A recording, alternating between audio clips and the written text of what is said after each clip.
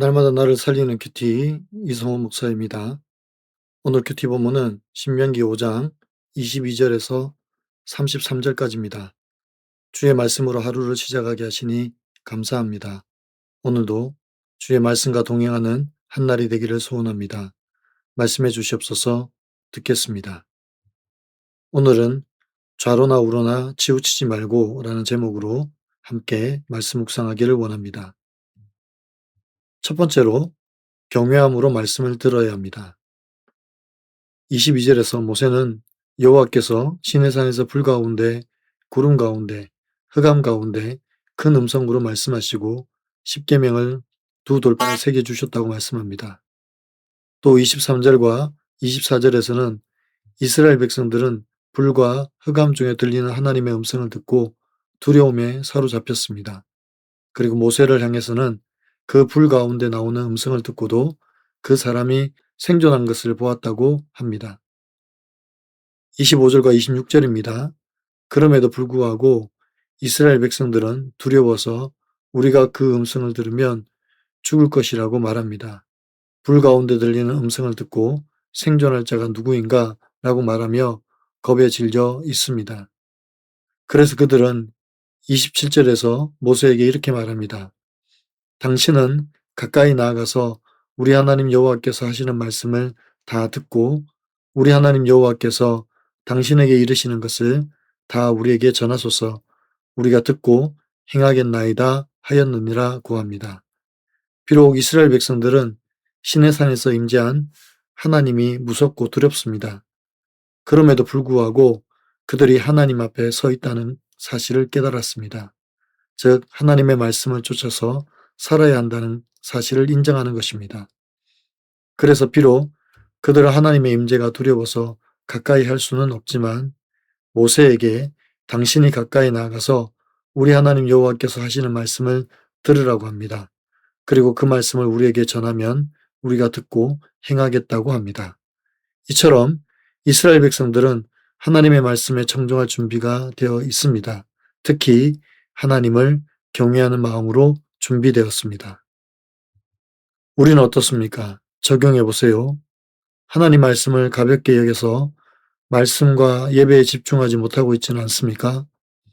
하나님 말씀을 들을 때 내 죄를 깨닫고 두려워합니까?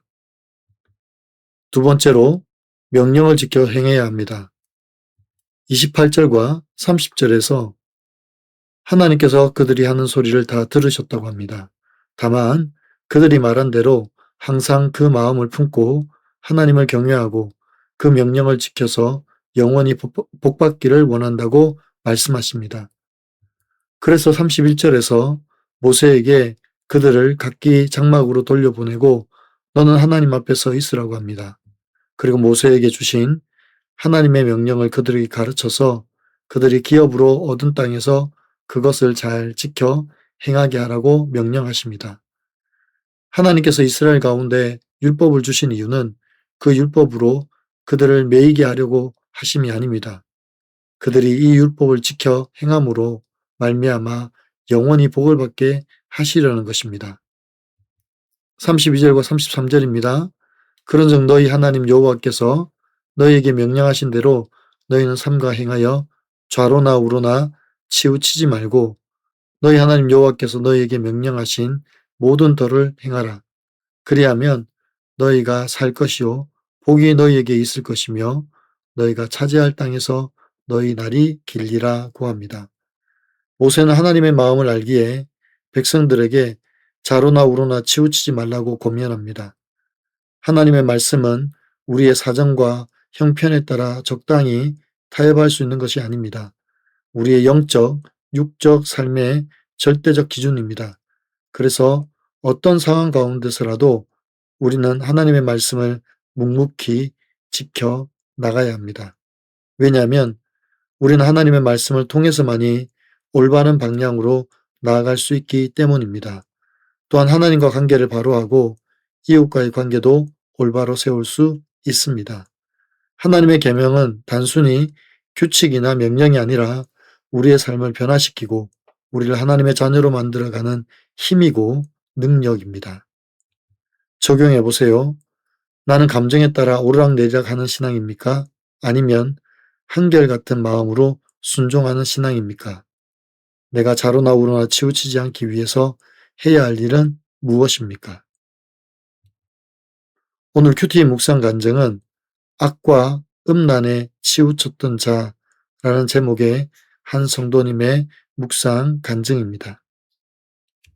10남매 중 막내인 저는 16살 때 어머니를 뇌졸중으로 잃고 깊은 우울증에 빠졌습니다. 몇 차례 자살 시도를 하다가 정신병원에 입원하기도 했습니다. 고1 무렵에는 형의 인도로 교회를 다녔으나 불신자와 별반 다르지 않았습니다. 사업으로 바쁘신 아버지는 용돈을 많이 주는 것으로 사랑을 표현하셨는데 저는 그 돈으로 유흥 문화를 일찍 접해 방탕한 삶을 살았습니다. 결혼 후 회사를 운영하면서 매주 수요일마다 직원들과 함께 예배드렸습니다. 하지만 거룩한 척하는 것일 뿐 여호와께서 명령하신 대로 삼가 행하여라는 말씀과는 정반대로 살았습니다.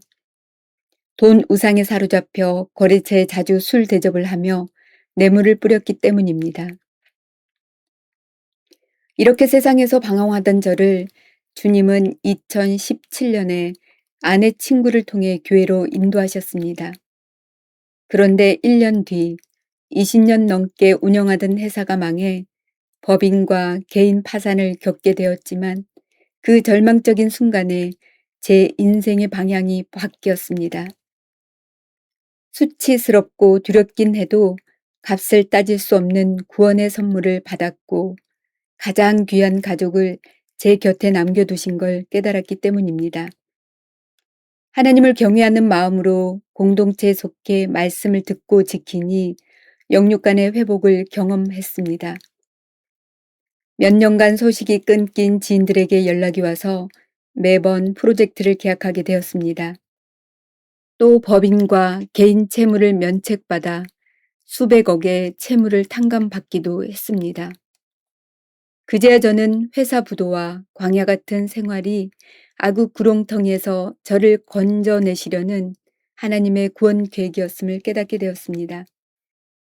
여호와께서 명령하신 모든 도를 행하지 못하는 죄인임에도 회개하고 돌이켜 살게 하신 주님의 은혜에 감사합니다. 저의 적용은 돈과 음란 마귀가 항상 저를 노리고 있음을 기억하며 술을 마시지 않겠습니다. 절망에 빠진 이들에게 저의 실패담과 함께 주님의 구원과 회복의 은혜를 전하겠습니다입니다.